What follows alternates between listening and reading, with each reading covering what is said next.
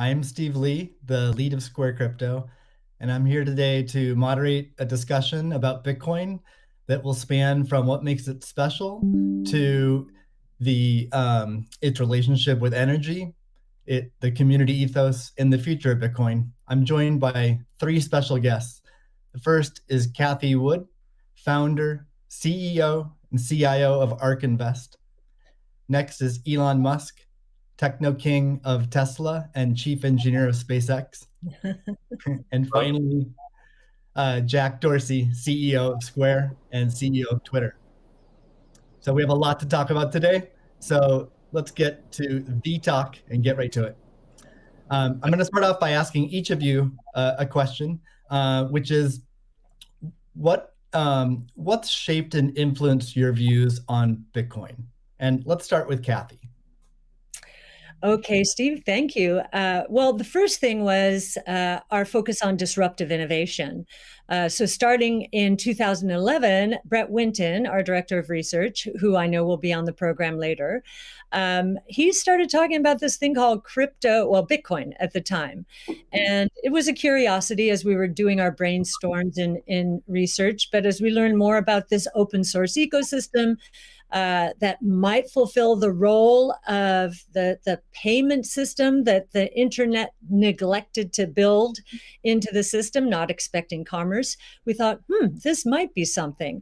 And then I became even more interested when I realized that my economics would come into play as well here. And Art Laffer, my mentor from USC, and a monetary scholar, in 2014, I asked him if he would collaborate on a paper on Bitcoin.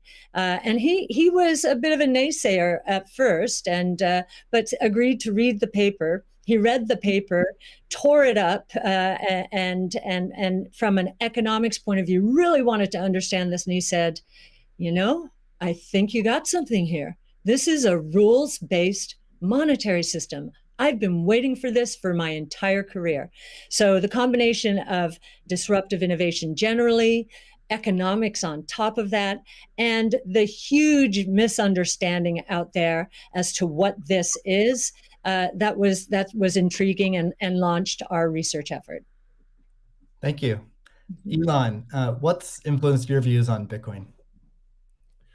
Well, I've thought about money for quite a while, obviously, since the PayPal days. And then the companies that preceded that, X.com, which I created, and Confinity, which Peter Thiel, Max Levchin, Luke Howry, and others created. When we combined the companies and made PayPal. So I've been thinking about money for a long time. And really, it's best to think of money as an information system, primarily an information system for labor allocation. For practical purposes, it exists in a series of heterogeneous databases, like very different databases in bank mainframes around the world. It moves quite slowly in reality. It seems to move fast sometimes, and it does with PayPal, which is real time. But the vast majority of the systems out there are batch processing. So the actual reconciliation may take 1 to 5 business days, sometimes longer. And you have the ACH system, which is ancient and still in operation, which allows transfers effectively like a check would be an ACH transfer, but it's not secure. And you've got the credit card systems, which are also not secure. It would be like handing your username and password to a stranger in a restaurant if you buy a meal. So there's definitely an opportunity for something that is better from an information theory standpoint. So and there you can think of it like data on a network. I think is the way to view it. What has the most throughput? What has the least error? What drops the fewest packets? Fraud, for example, being a source of error, and government interference in currencies being a source of error. But it's fundamentally an information system. So I think it makes sense to support something that improves the quality of information with which we conduct the economy.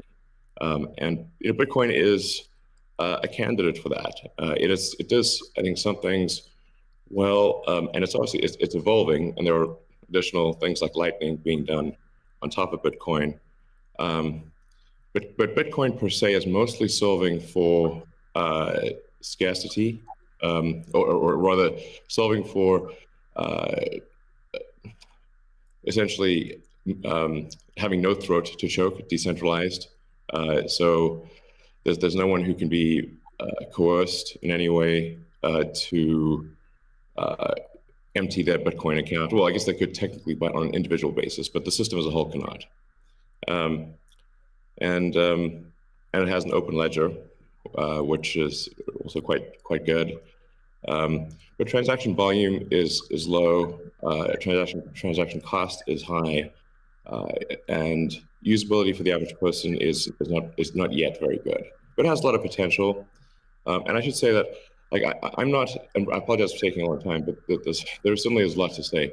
In general, I'm a supporter of Bitcoin and the idea of cryptocurrency in general.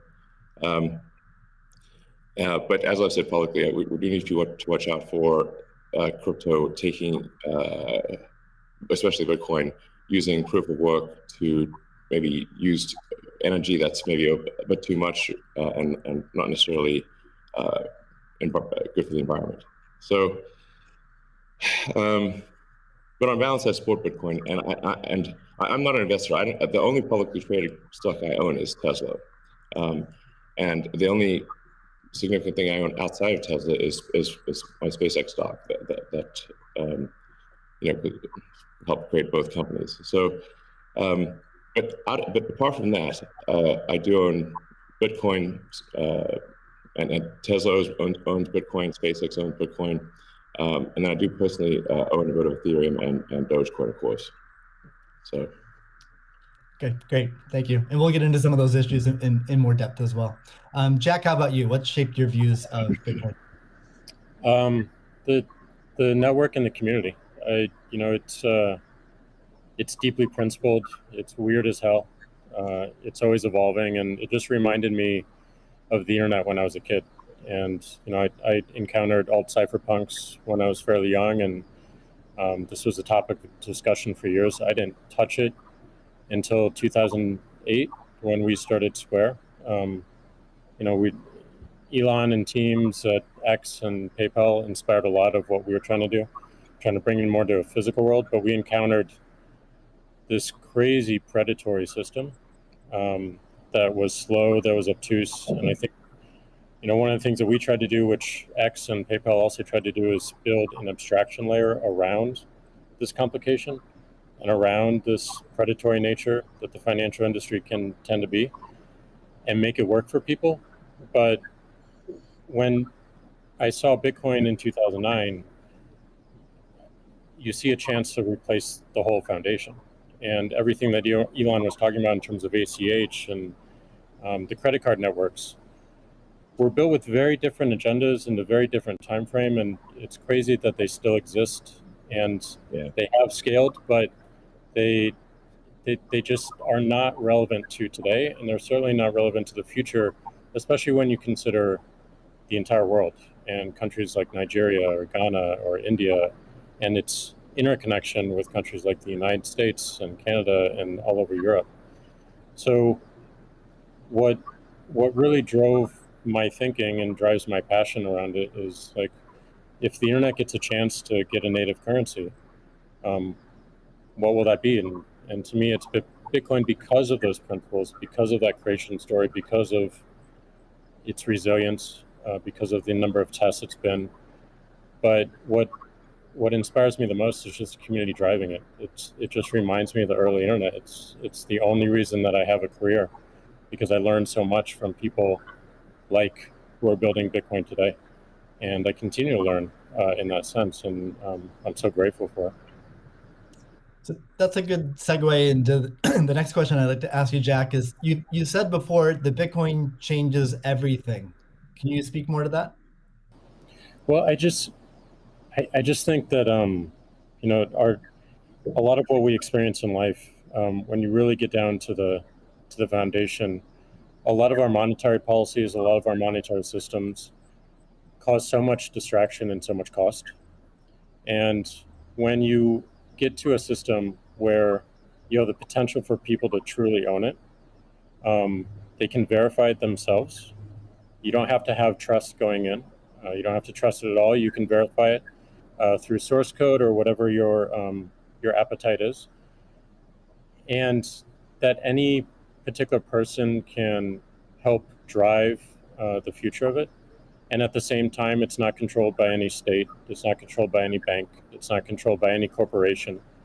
And these three parties of people who participate in the network, people who mine, and also the developers, constantly debating the correct roadmap and the way forward, is a beautiful thing. And I don't know of many other consensus-based models that have existed at that scale for this long with this amount of success. And we're still fairly early. So when, I met a woman in Ethiopia 2 years ago, and she was trying to create the lift for Ethiopia.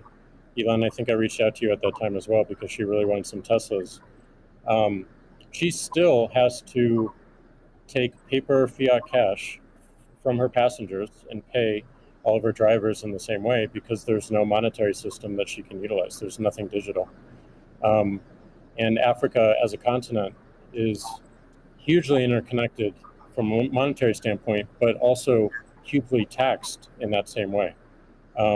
So a lot of the potential that I see, the internet having a native currency helps her build her business in a much faster way.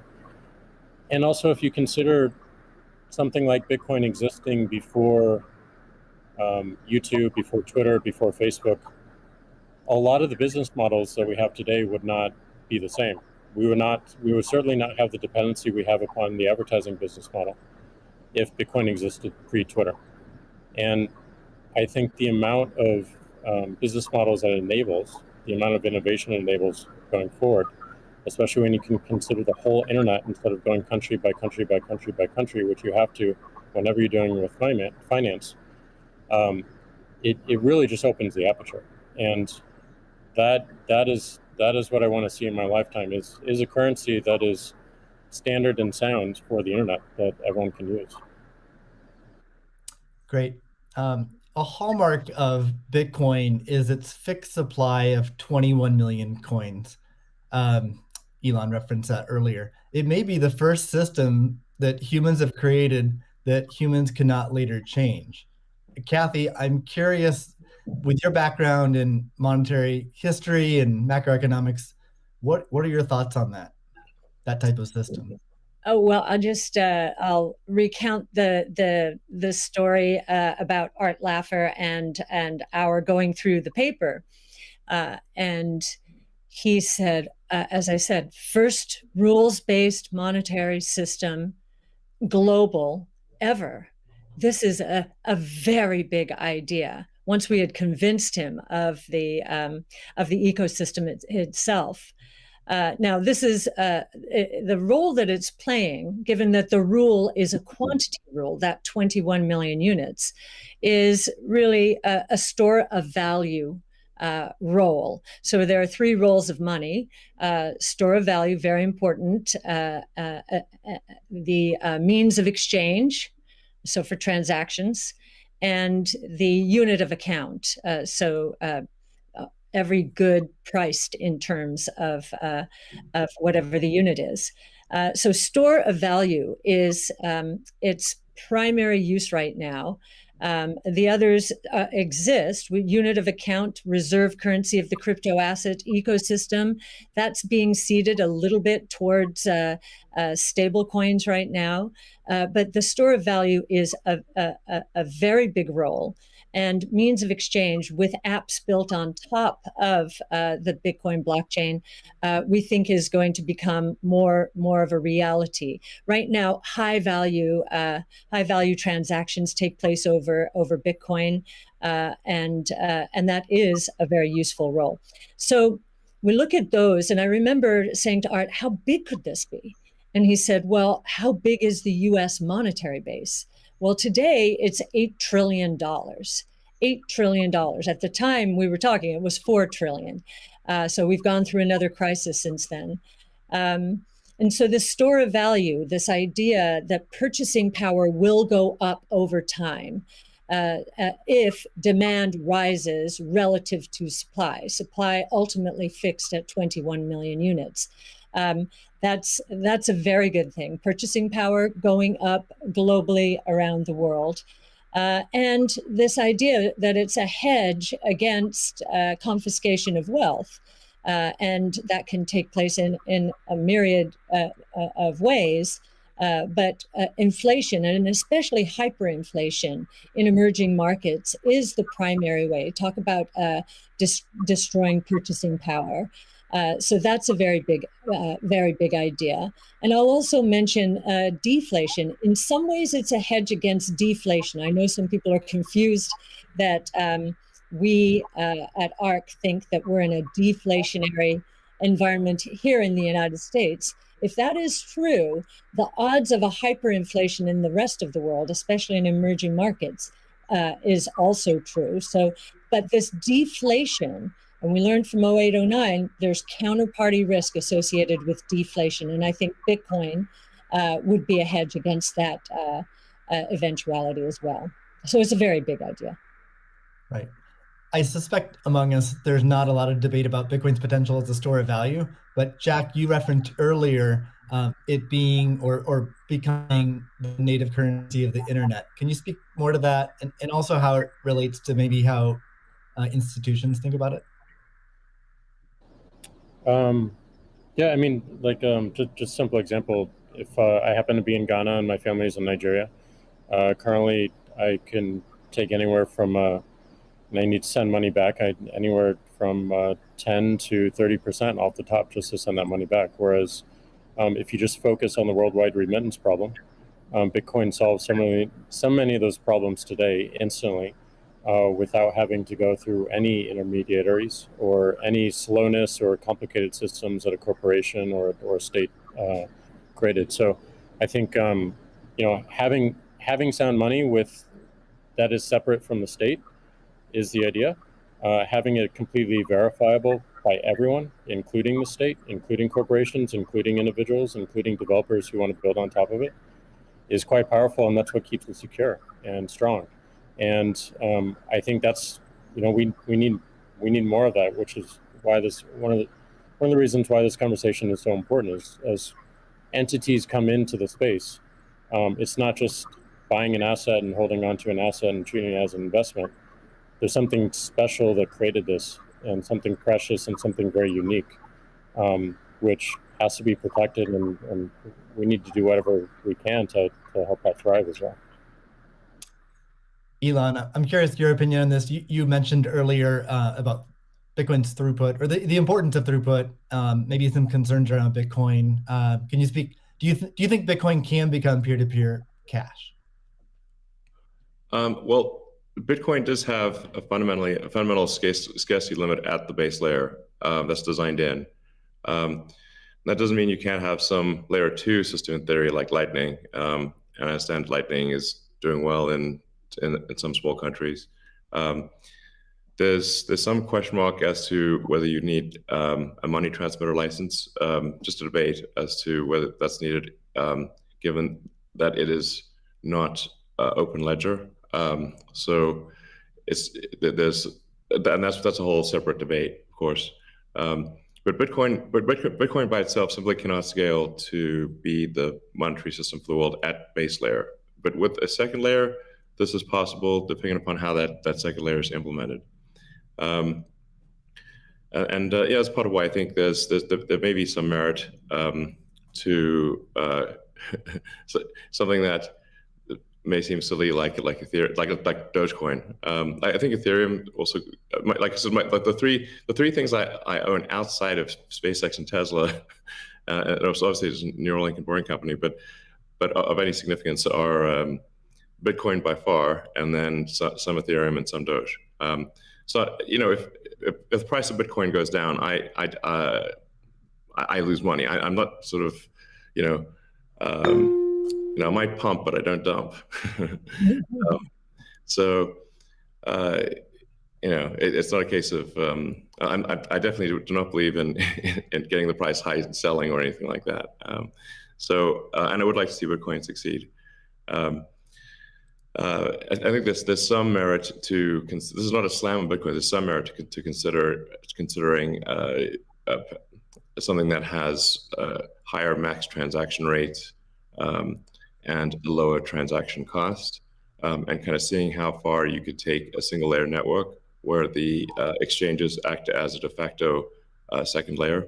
I think you can probably take that further than people realize, and as bandwidth increases over time, latency decreases. SpaceX's Starlink is actually playing a role in this, and I think long term people will probably have, access to worldwide access to gigabit level connectivity at low latency, and so at low cost. And so then, your base layer could do a lot of transactions if you take that into account. So yeah, but like I said, Bitcoin with a layer 2 system, so they could scale to do a vast number of transactions. Same goes for Ethereum.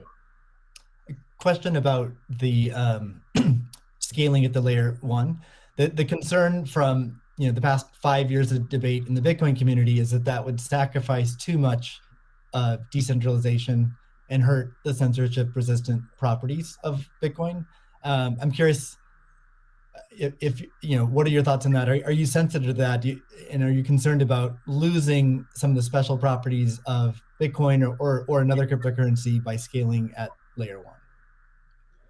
Yeah, I mean, these things are, it's helpful to use the physics tools of thinking and say, scale up, scale down, and see if it still makes sense. So if scaling up the transaction block doesn't make sense, why don't you scale it down? And have it be, so that somebody, with a laptop from 2008 can still run a Bitcoin node. Why not slow it down? Oh, you want to slow it down? Well, maybe you're at the wrong number then. there's actually there's members in the community that do want to slow it down, but I understand your point. It's silly. The reality is the average person is not going to run a Bitcoin node. So this is and Bitcoin, it was a lot of clever ideas, but these parameters were set, I don't know, in 2008 or something, maybe 2009. And there's been some improvements since then, but not a lot. So, it's sort of like there was still in 2008 there was still a non-trivial number of people on modems. So, now it is quite common to get 100 megabit connection just for a house. Some houses have gigabit connections.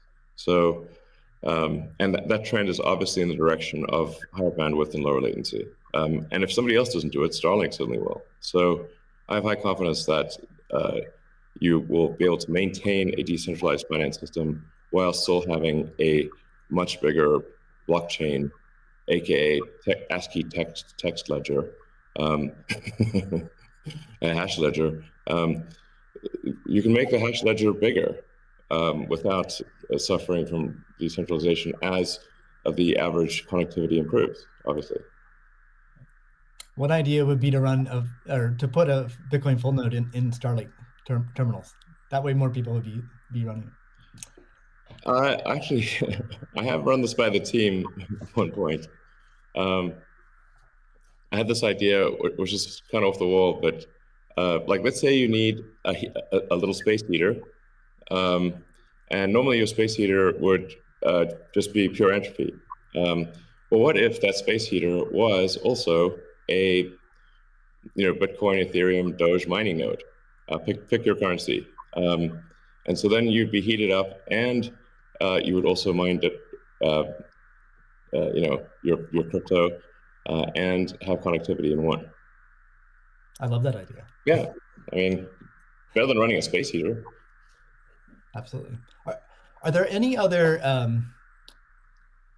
So you're drawn to Dogecoin a little bit. Are there any other gaps in Bitcoin that you see that cause you to be drawn towards Dogecoin? Oh, I think I mean, I think there's Doge has the Doge community. I think is somewhat irreverent, obviously, and has great memes and loves dogs, and I love dogs and memes, and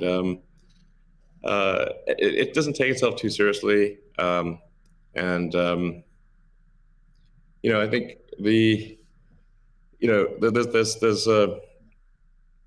there's Occam's razor, which is the simplest answer is the most likely. It's a summary of Occam's razor. The simplest answer is the most likely one. Then there's a friend of mine came up with a variant on that the most ironic outcome is the most likely one. And then I have a variant on that, which is the most entertaining outcome is the most likely one. So if that is true, then the most ironic and entertaining outcome would be that the cryptocurrency that was started as a joke to make fun of cryptocurrencies ends up being the leading cryptocurrency. That would be the most ironic outcome. Jack, what are your thoughts on that? Is Bitcoin resilient enough to overcome that? I think it's resilient, but also I think like you find, I mean, that's what attracts me to Bitcoin in the first place is the irreverence. A lot of that just brings it forward, and at first go it makes it a little bit inaccessible, but as people get into it, it makes it more accessible and more spreadable. And I absolutely think the resilience is there. I think it's important to have fun as well. And anyway folks can express themselves. I think that goes back to the main idea of like how do we create a native currency for the internet? Anything that goes towards that path, like that's whatever wackiness or fun we can have along the way. That's going to make it a lot more enjoyable, and it's going to make a lot more people want to use it. I'd also point out there's nothing stopping someone from creating a Bitcoin wallet that's like fun and has memes, has dogs. That's possible as well. Great. Let's move on. Right now at this point. Let's move on to the next topic, which is Bitcoin and energy. It's a really hot topic that lots of people are talking about. Let's start with Elon. You've been vocal on this. You've said that. I mean, you said many things about it. You've also said that Tesla will resume payments in Bitcoin payments if the renewable energy is approximately 50% and sort of looks like it's on a positive future trend. What do you think the state of things are with respect to that? Yeah, so I do think that there appears to be a positive trend in the energy usage of Bitcoin. Actually, part of this is due to the drop in Bitcoin price. I mean, what I observed, or what I thought I was seeing, there may be some disagreements on this, but from when Tesla announced that it had acquired Bitcoin and was doing Bitcoin transactions, there was a massive run-up in the Bitcoin price, and also a massive increase in the amount of energy used to mine Bitcoin. And I think I understand renewable energy quite a bit. I mean, Tesla does solar and interacts with a lot of wind generation through our mega pack, because basically need to store energy from wind and from solar. So we're pretty plugged into the renewable energy industry. And there was just no way that you could basically double or triple the amount of energy in such a short period of time with renewables. You could shovel coal that fast. And so I was like, look, this is too sketchy. Tesla's mission is accelerating the advent of sustainable energy. We can't be the company that does that and also not do appropriate diligence on the energy usage of Bitcoin. So all I did was I said, look, we're going to suspend Bitcoin transactions for now. We're not selling any Bitcoin, nor am I selling anything personally, nor is SpaceX selling any Bitcoin.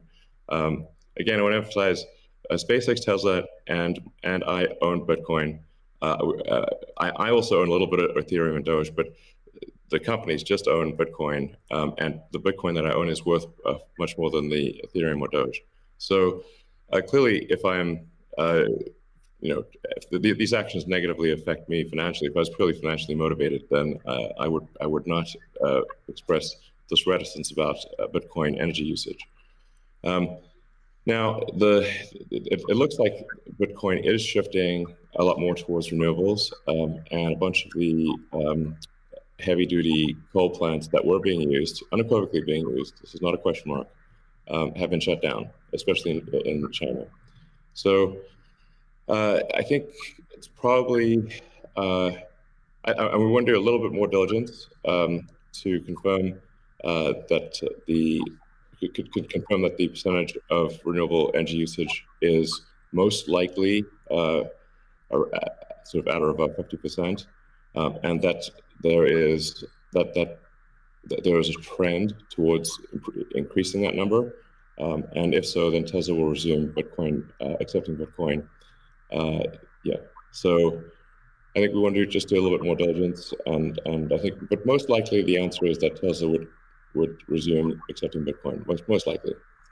That's Steve, great to hear. I would Steve, agree with that. Cathie? Yeah, may I ask a question? Elon, I'm not quite sure if you saw the paper that Square and ARK did together on making Bitcoin mining a part of a utility, a broad-based utility ecosystem, whereby, the overage from sunshine or wind powers the Bitcoin mining machine, thereby enabling the proliferation of renewables to a much faster extent, or at a faster rate than otherwise would be the case. What do you think of that?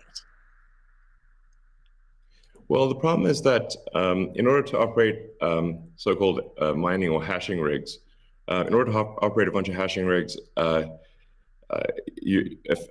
effectively, you have to run them 24/7, which means you need base load. You can do that with solar and wind plus battery, but if you only did it based on solar wind overage, your hashing rig utilization would be much less. So you'd be at a disadvantage.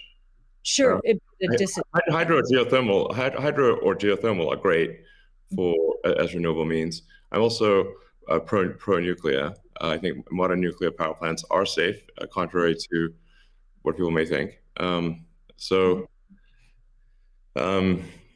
really think it's possible to make very, very extremely safe nuclear. I'm talking about fission. You don't need fusion. And then, of course, fusion. You just got that big fusion reactor in the sky called the sun. It comes up every day. But I think a combination of solar and wind plus stationary storage will get you that base load, so you can run hashing 24/7. Jack, I'm curious. You've stated that Bitcoin incentivizes renewable energy. That's what we're talking about now. Do you have any additional thoughts on that? Yeah, I mean, everything that Elon said and Cathie mentioned, but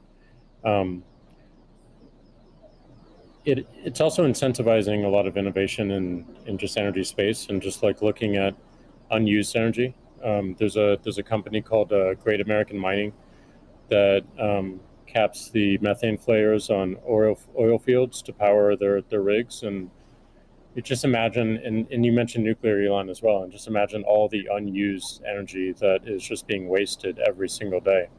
And being able to get that energy and converting it into a secure, sound money system for the planet feels like a worthy trade-off. And that's the sort of incentive that I think is most powerful, is like, how do we reuse what is being currently just dumped on the ground and wasted and not considered, and how do we do that at scale? And I think that's a bigger conversation that I think is missing. But I agree with everything that Elon has said, and also the paper we put forth. I'm curious if any of you have thoughts on how what the industry can do to accelerate the transition to renewable energy. And like Elon specifically, could Tesla Energy or Starlink play a role? Well, I think Tesla can play a role. Tesla's literal reason for existence. The reason I've put so much of my life energy into Tesla, which is a lot. In fact, I would say that I've had some pretty tough life experiences, and Tesla is responsible for probably 2/3 of all personal and professional pain combined, just to give you a sense of perspective there. So this is a hella hard situation. But we do solar, commercial solar, solar retrofit, as well as the solar roof. And we make consumer battery packs called Powerwall for houses and small businesses. And then the utility scale, which are gigantic. These we've done now a number of gigawatt hour installations. That's a lot. That's a lot. And a lot of them actually have been for load leveling the grid. Mostly they are, and combined with the first really big one we did, which is 100 megawatt installation in Australia. That's actually helped stabilize a huge portion of the South Australian grid, because it's able to react so fast. In fact, at first, because they've got a billing system in Australia that I think works at the sort of millisecond level, and we were operating at the microsecond level. So the system was operating so fast that the measuring system couldn't see it. But so Tesla's certainly doing a lot to enable renewables, especially wind and solar. And in fact, the limiting factor for us right now is cell production. So we need to both internally get the Tesla internal battery cells produced, as well as increase supply from suppliers. And generally, when I talk to our suppliers and they say, how many cells would you like us? How many cells can you make? Because sometimes they're like concerned, like, well, is Tesla going to compete with them on cells? I'm like, no. If you want to make the cells, be our guest. It's just that we need a crazy number of batteries, and they need to be done. It obviously needs to be mined and produced and manufactured in an ethical and environmentally sound way. So, at Tesla, we really do aspire to be the good guys, to be a company that people can believe in. It doesn't mean we don't make mistakes, but that's what we try. So, but I think generally hydro, especially existing hydro, is good for mining. Geothermal, there's lots of places in the world that have geothermal energy. Like I said, nuclear is also good. I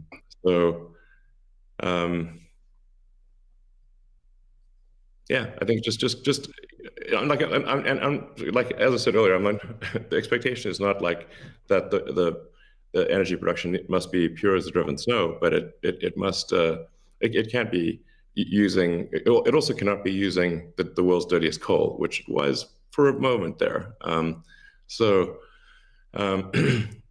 That's just difficult for Tesla to support in that situation. So I think, but I do think long-term renewable energy will actually be the cheapest form of energy. It just doesn't happen overnight. But as long as there is a conscious and determined and real effort by the mining community to move towards renewables, then obviously Tesla can support that. That's great. Cathie, we've been talking a lot about energy, but many institutions are facing questions around Bitcoin's relationship with ESG. Can you maybe speak a little bit more to what is S and G in ESG and how Bitcoin might support those? Sure. So E, of course, is environmental, S is social, and G is governance.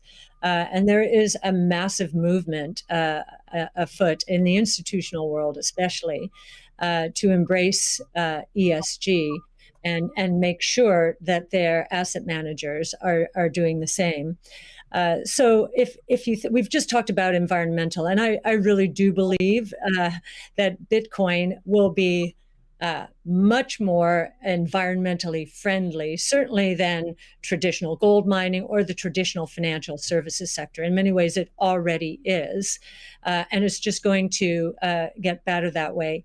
In terms of social, I know that many institutions, when they are thinking of social, they think of diversity and equity, pay equity, and all of that. But from our point of view, the disruptive innovation point of view, social is much more than that. It is saving lives, of course, autonomous technology, that would be another topic for Elon. But in this case, allowing access to payment technology, as Jack is saying, everywhere around the world without friction.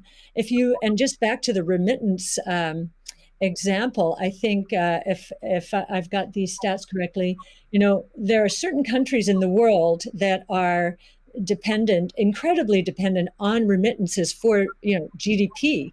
Tonga, 37%, El Salvador, which just deemed Bitcoin legal currencies, 24%, Nepal, 24%. And I think the remittance industry globally, roughly 700 billion.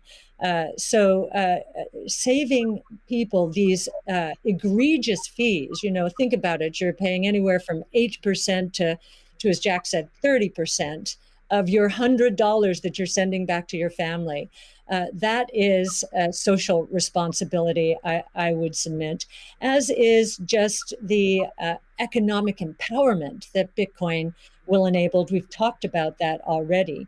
And I know that Alex Gladstein is going to be talking later about, the 4.3 billion people in the world who are hostage to authoritarian regimes, or the 1.3 billion who are living in double-digit and triple-digit inflation, if not more. Saving them from the destruction of their purchasing power certainly is a noble social goal. So we expand social to be much more than the traditional ESG community. And then on governance, you've got the transparency of the ecosystem.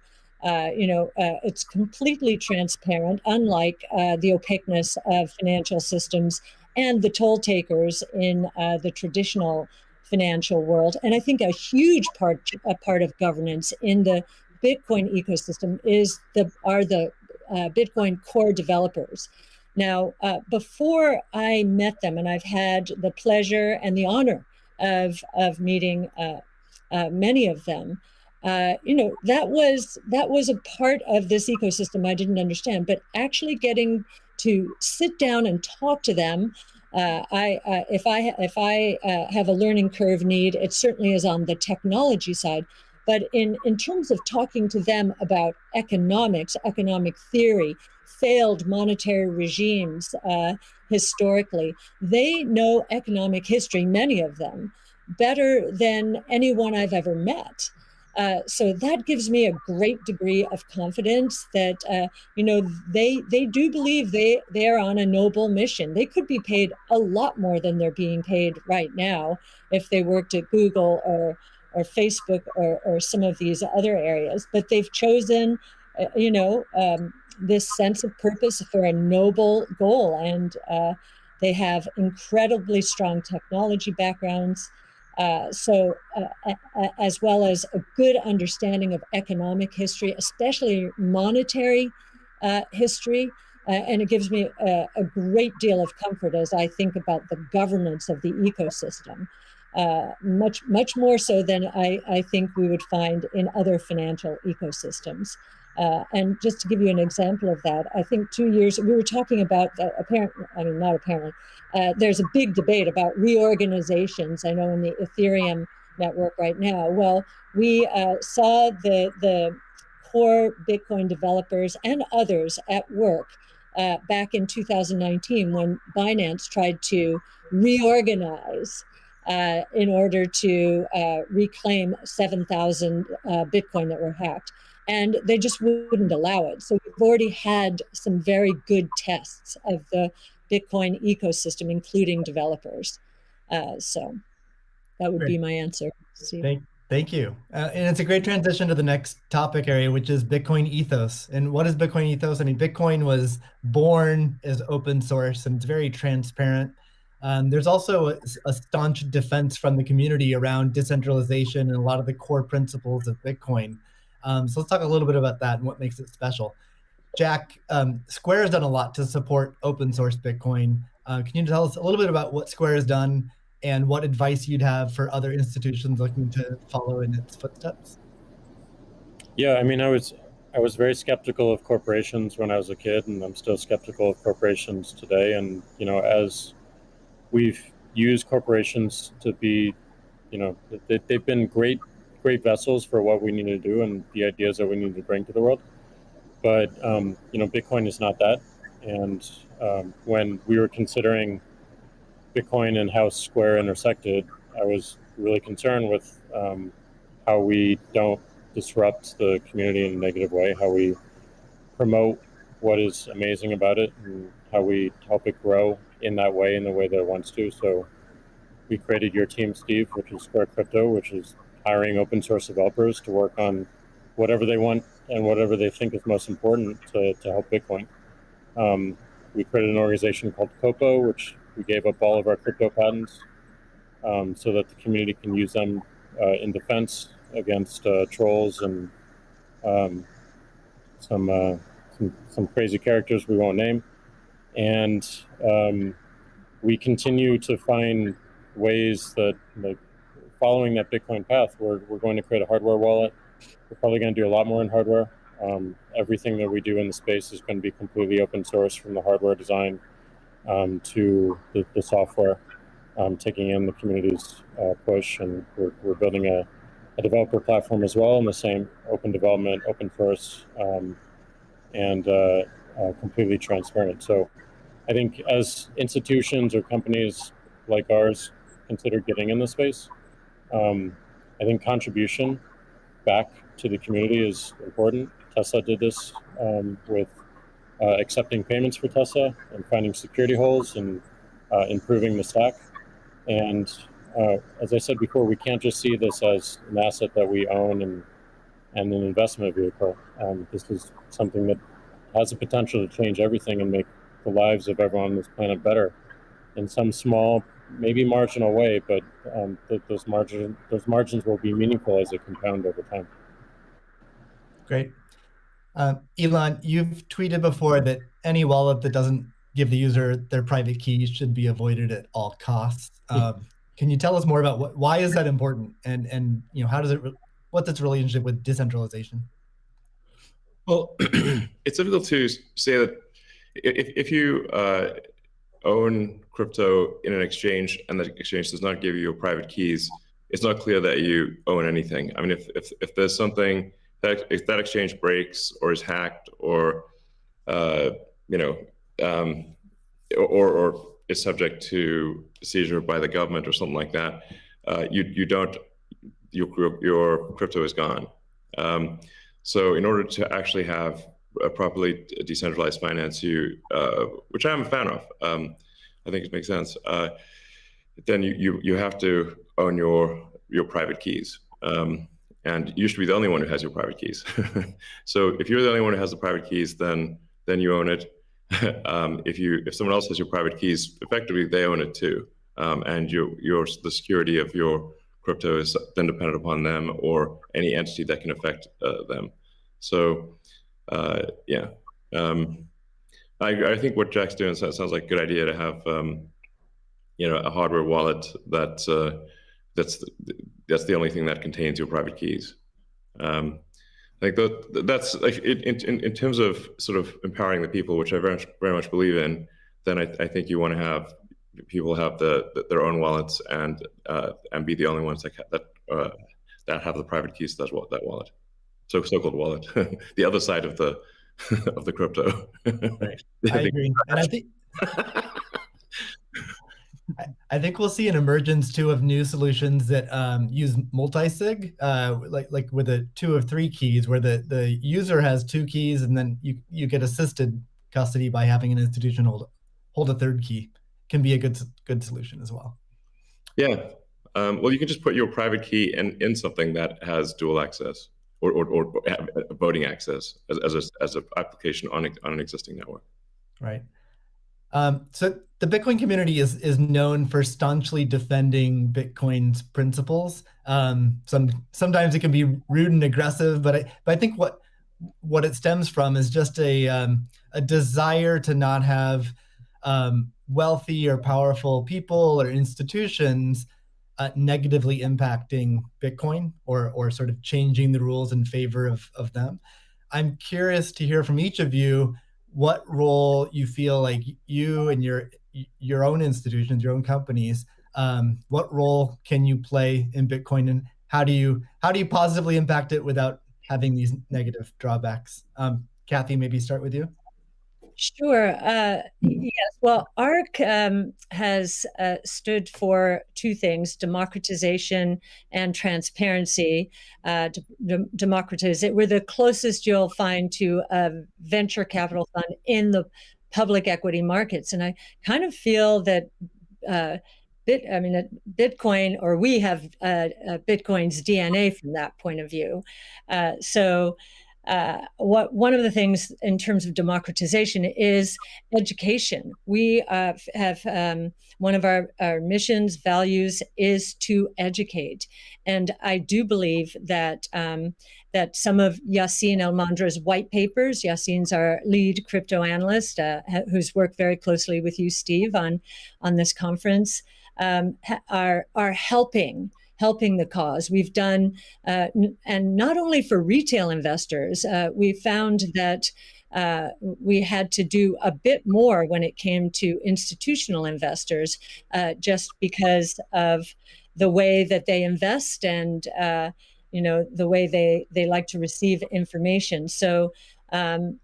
Just like in our investments, we've been the retail community has been more attracted to us first, and now the institutional community is coming along.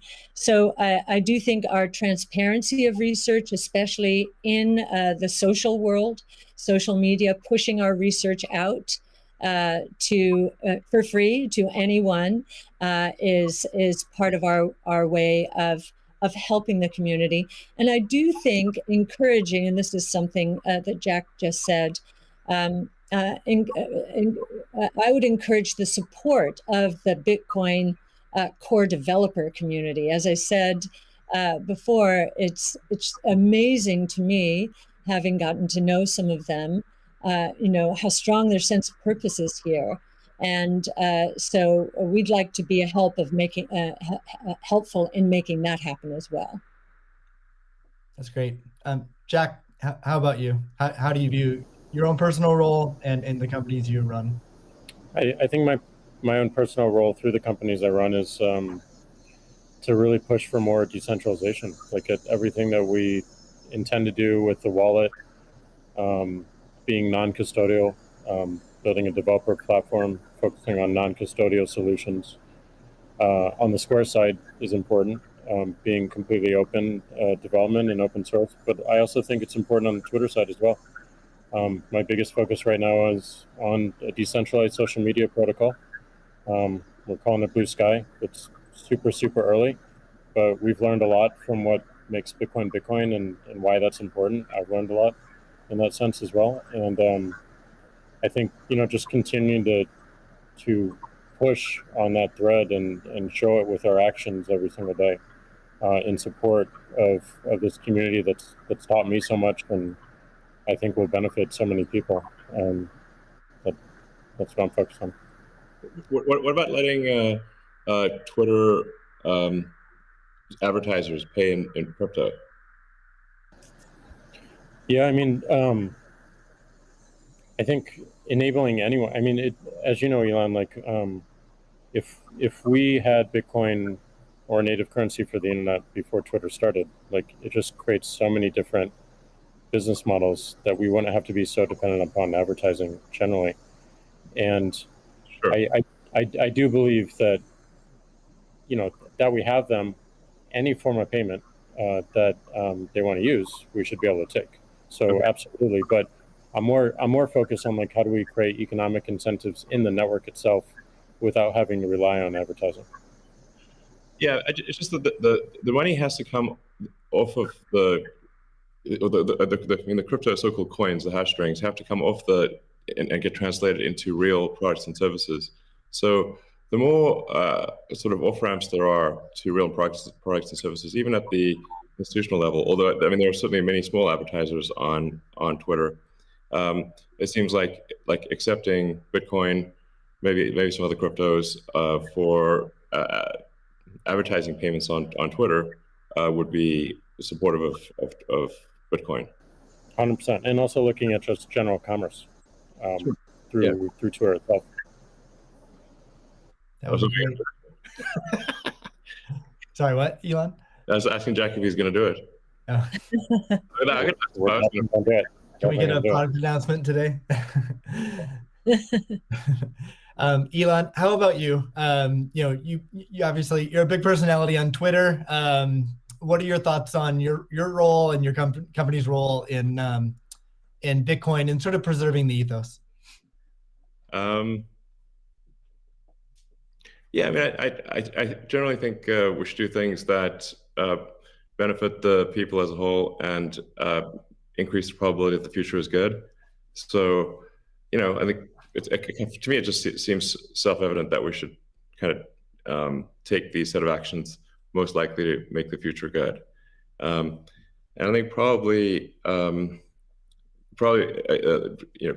crypto or at least some of the cryptocurrencies will make the future better, most likely. It's not, I always think of these things in terms of probabilities, but I think it's probably better for there to be a prosperous Bitcoin, Ethereum, Dogecoin, maybe some others in the future.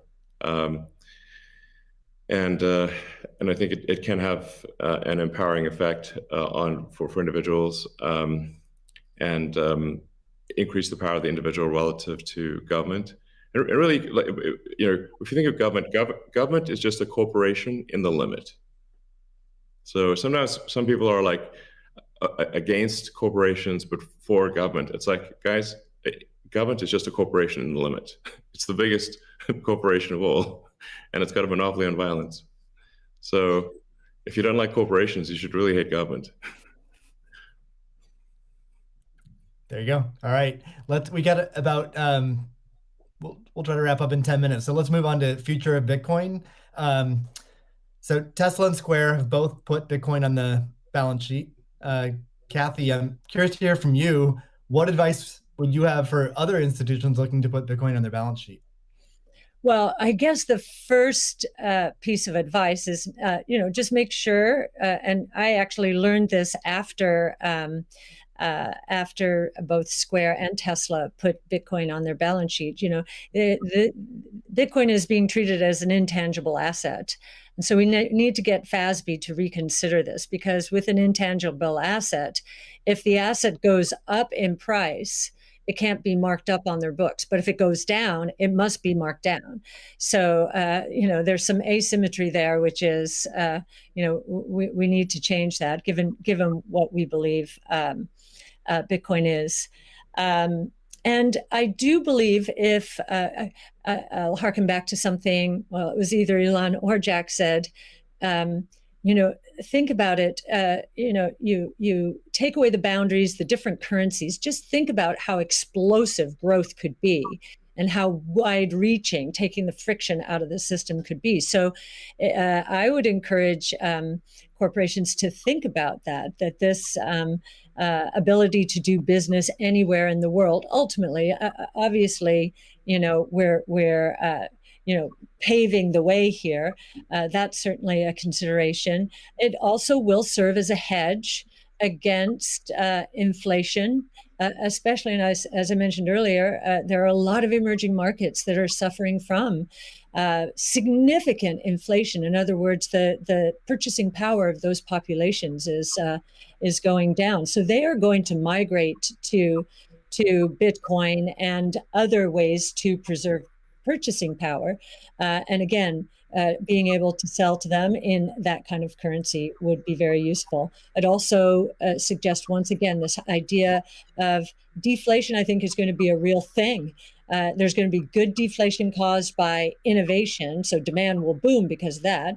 There's going to be bad deflation because so many companies out there have not been investing enough in innovation. Their products are going to go obsolete, and they're going to be stuck trying to service the debt that they piled on because their shareholders wanted profits and wanted them now. So they leveraged up to buy back their shares and pay dividends, and so I think that's going to be the source of bad deflation and counterparty risk.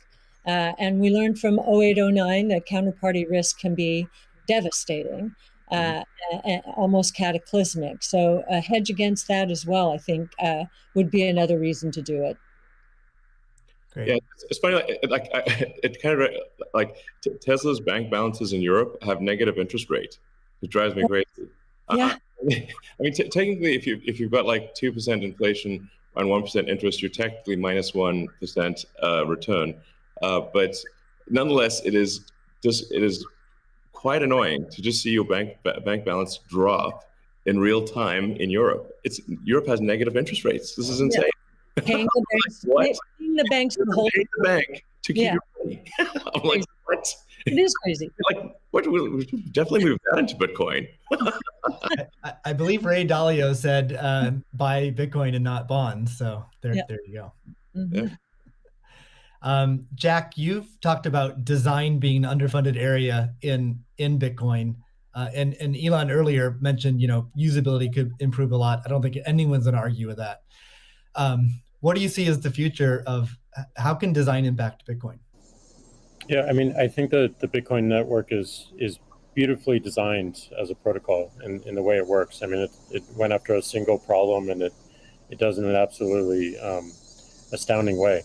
But I think the endpoints of people getting into it is still a little bit confusing. So I think the more energy we spend on wallets and making sure that wallets are simple and accessible and they're non-custodial as well. Yeah. I think the best example of this is that I know of is probably this wallet called Moon, and it's just simple, straightforward. It's it does an amazing thing with key management that my mom and friends new to Bitcoin can understand. Does amazing in storage, and it also has a very clever implementation of Lightning, so that you can use it in a transactional way without having to think about it. Just with QR codes in a way that makes sense. So more work like that, I think, really brings us forward. Great. Let's wrap things up with a final question for each of you. I guess what is your hope for Bitcoin? How it can impact the world? Let's see, Elon, do you want to start with that? So what's your hope? What's your hope for Bitcoin? Well, my hope for I guess crypto in general is that it can improve the efficiency of the information system that we call money. So if the core efficiency of money is improved and and money has less error, where, like I said, error is like any kind of government interference or fraud or anything like that, this will naturally lead to basically a better standard of living and more power to the individual, which I very much agree with. Great. Cathie? Yeah, and I would segue from what Elon just said is, money has powerful network effect qualities. And so, we talked about ESG earlier. I think that, of course, that aspiration, having this money be the best from an ESG point of view, that's really talking about solving some of the world's problems right now, which we definitely want to do. But I also am very excited about this idea of network effect and the convergence of blockchain technology and artificial intelligence from a technology point of view. I think, think about the internet in the earliest days. We couldn't imagine what was going to happen, but the impetus to growth was pretty incredible. So I am looking at this rules-based monetary policy, making for better lives around the world, as we've just said. But I'm also looking at the technology itself and the convergence between blockchain technology and artificial intelligence to change the world in ways that we cannot imagine right now, solving even more problems, but creating more opportunities as well, which is the history of technology and disruptive innovation. Jack, what's your hope for Bitcoin? My hope is that it creates world peace, or helps create world peace. I mean, Elon said it earlier, like we have all these monopolies of violence, and the individual doesn't have power. And the amount of cost and distraction that comes from our monetary system today is real, and it takes away attention from the bigger problems. Some of the bigger problems that Elon is trying to solve, like get us to a multi-planetary humanity. All these distractions that we have to deal with on a daily basis take away from those bigger goals that affect every single person on this planet, increasingly so. So it may sound a little bit ridiculous, but like you fix that foundational level, and everything above